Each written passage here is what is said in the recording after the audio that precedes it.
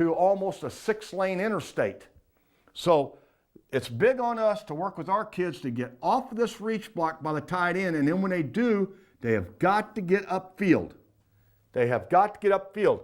If that quick pitch gets around them, our kids know to turn and run sideways, because this strong safety, he is going to turn it back, and if you're busting your rear end, you're going to make the tackle somewhere down the line of scrimmage. So really what it boils down to is you have got to be able to take your outside linebackers, work them individually on the blocks they're going to see, the reach, the base, the down. What's going to come off the down? The kick out and the G. And you have to go over that over and over with those kids. Okay, now let's look at a few things. There's going to be times during the ball game. Let's say you don't have those stud outside linebackers that can just stand up there and play the 9 technique. If they can't play the 9, they definitely can't play a 6. Okay, you may have kids that are more the type of kids that they're basically 2 walk-away outside linebackers. Sometimes we get stuck with those type of kids. So therefore, you're going to have to do some things to allow your defensive ends or your outside linebackers to have fun during the course of the ball game. And one of the things that we do is we have what's called a storm. Okay? Now, on a storm stunt, our defensive end or our outside linebacker knows that he can widen up just a little bit wider. He can be in a wide 9.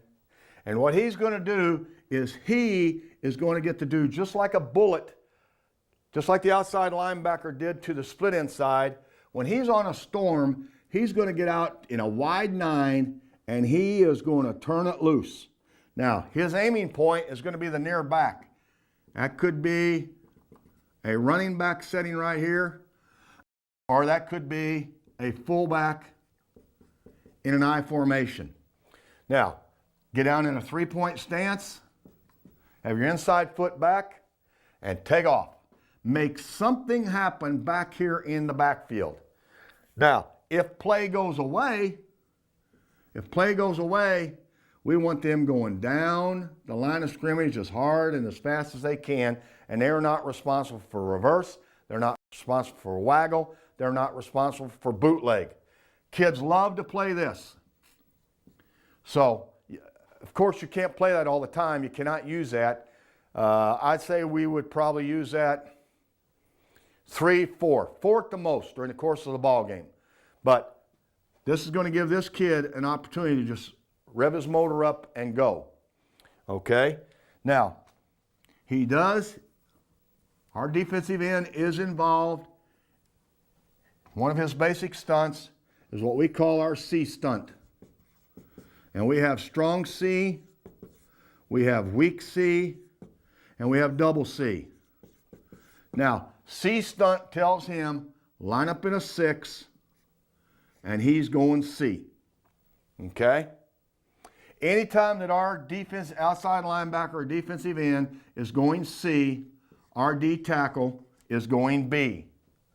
Which in this particular stunt, if our kids hear strong C, this would be a strong C. Let's put a flanker out here. That'd be a 2-receiver side.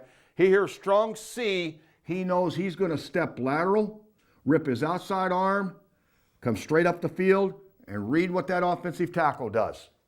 We do not slant him. I covered this with nose guards and defensive tackles. We do not slant him down at a 45-degree angle. I just don't like that, because I think once you do that, if the play's coming this way, it's very hard to redirect and come back out that way. So when he's in a C stunt, step, get up there. Okay?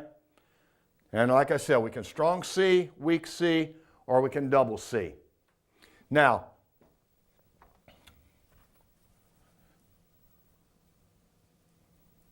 one of the things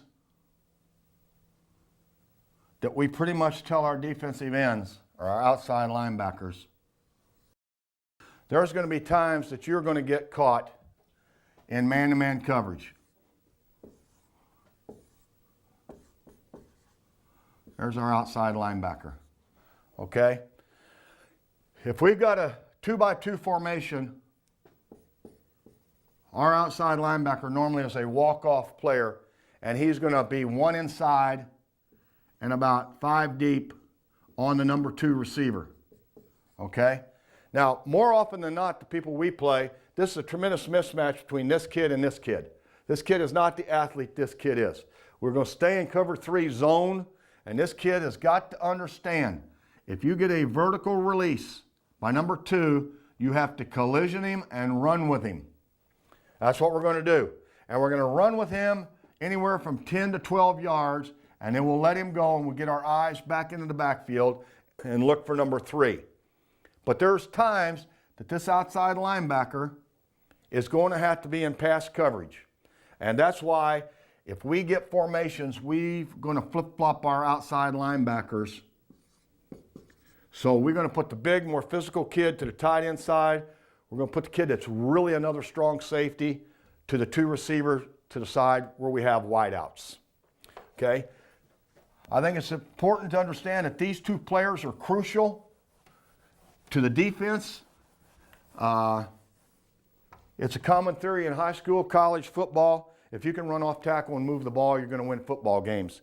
And the only way you're going to run off tackle is you're going to whip the outside linebacker.